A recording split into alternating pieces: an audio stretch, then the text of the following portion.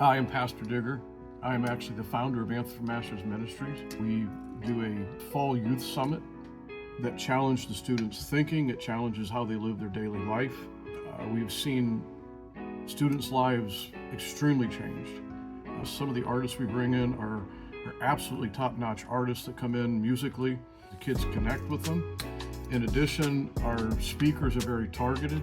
The messages they bring are targeted to today's youth. We see kids' lives completely turned around for the glory of God. We believe that Anthem Youth Summit will give students the abilities to go back to their own home and be a leader in their communities. We challenge them to be a missionary even where they're at in their schools. I know in these youth summits, when we see the students come together, I'm encouraged by what I see. To see these students giving into the will of God, to see these students allowing the presence of God to fall on them.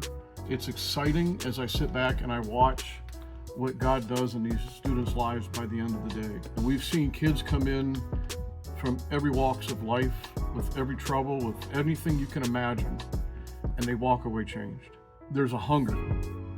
And when we have another youth summit, the kids are excited to bring friends. They look forward to the next youth summit. When we first started out, we had about 50 students that showed up in attendance. We're now up to well over 100.